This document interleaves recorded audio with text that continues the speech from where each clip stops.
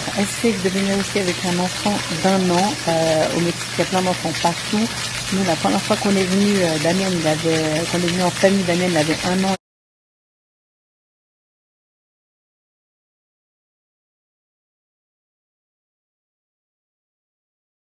Là où il en avait 3. Donc c'est absolument pas problématique. Il y a beaucoup d'enfants partout d'ailleurs ici.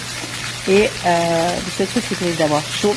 Donc il faut que tu prennes choisis des endroits au bord de la mer ou bien des hôtels avec piscine pour la chaleur. Mais sinon tu peux absolument tout faire.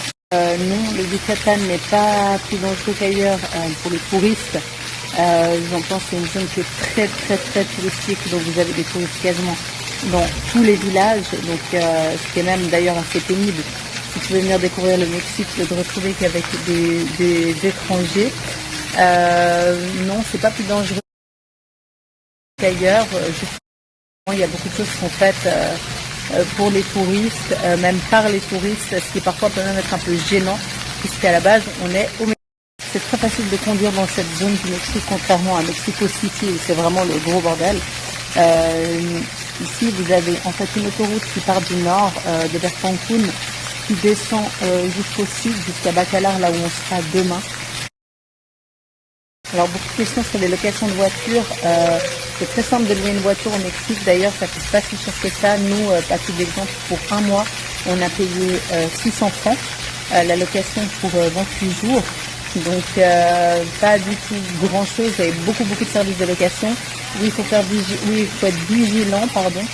C'est quand vous voulez une voiture, ils veulent évidemment vous faire rajouter plein d'options, plein d'assurances, plein de choses.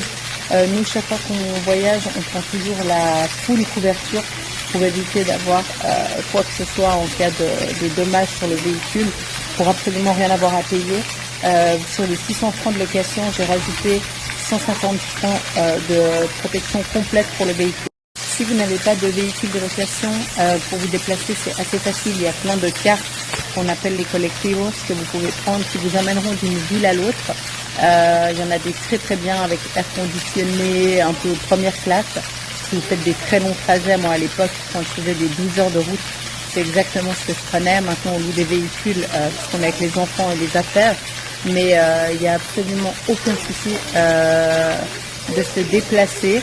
Par contre, c'est juste qu'avec la chaleur, il faut tenir en compte que si vous devez à chaque fois bouger avec vos valises, vos affaires, soit vous voyagez léger, soit vous restreignez les déplacements parce qu'avec la chaleur, c'est vraiment fatigant. Alors, si c'est la première fois que tu viens dans cette région du Mexique, je dirais, même si c'est pas la première fois d'ailleurs, je dirais que Cancun ne vaut pas du tout la peine, à moins que tu aies 18 ans et que tu aies envie de faire la fête comme un spring break, comme les Américains qui viennent fêter spring break ici. Cancun, ça vaut pas du tout la peine, même si les plages elles sont absolument magnifiques.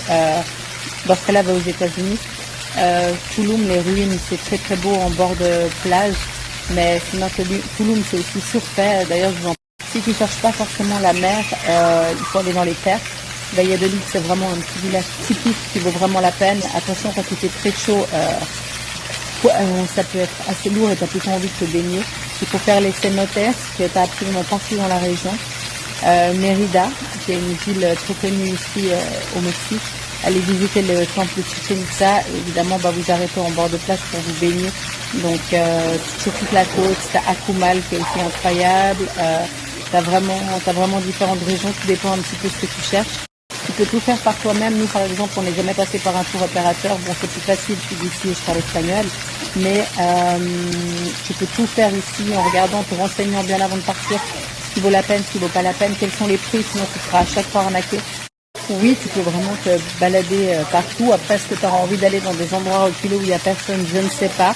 Après, comme partout dans le monde, évidemment, tu évites les coins où tu connais personne, si tu parles pas la langue, les coins où tu es la seule touriste et qui sont un peu malfamés, évidemment, je te déconseillerais d'y aller. Mais en gros, tu peux voir tous les points principaux. Tu peux aller te balader sans souci la journée.